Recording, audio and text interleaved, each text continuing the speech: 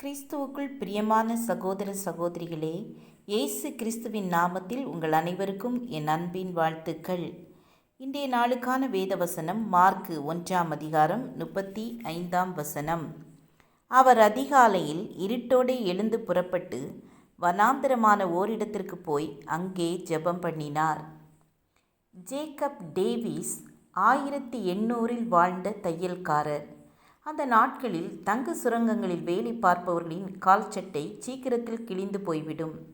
எனவே இதற்கு தீர்வு காண்பதற்காக கூடாரம் செய்ய பயன்படும் துணியை வாங்கினார். அந்த துணி எளிதில் கிழியாத கனமான துணியாக இருந்தது. அந்த துணியில் வேலையாட்களுக்கு ஏற்ற கால் சட்டையை தைத்து கொடுத்தார்.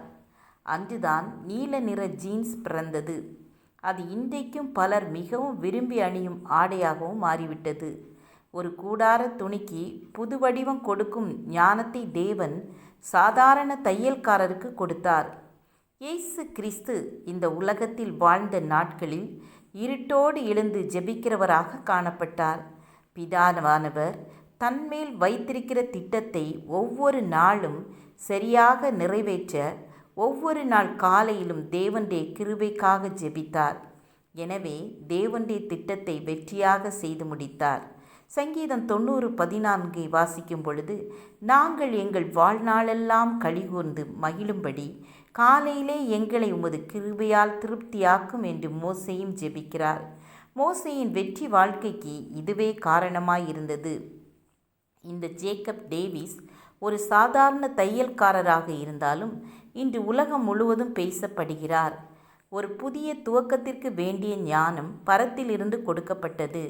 இதேபோல் நாமும் நம்மை குறித்து தேவன் வைத்திருக்கிற திட்டத்தை நிறைவேற்ற அதிகாலையில் ஜெபிப்போம், கிருபையை பெற்றுக்கொள்வோம். அதிகாலையில் உமது கிருபையை கேட்க பண்ணும். உம்மை நம்பி இருக்கிறேன். நான் நடக்க வேண்டிய வழியை எனக்கு காண்பியும். உம்மிடத்தில் என் ஆத்துமாவை உயர்த்துகிறேன். ஜெபம் செய்வோம். கிருபையும் இரக்கம் நிறைந்த கர்த்தாவே, அதிகாலையில் ஜெபித்து அந்தந்த நாளுக்குரிய கிருபைகளை பெற்றுக்கொள்ள எங்களுக்கு உதவி செய்யுங்க. உம்முடைய கிருபை எங்கள் ஒவ்வொருவரையும் சூழ்ந்து கொள்ளட்டும். இயேசுவின் நாமத்தில் பிதாவே, ஆமேன், ஆமேன். God bless you.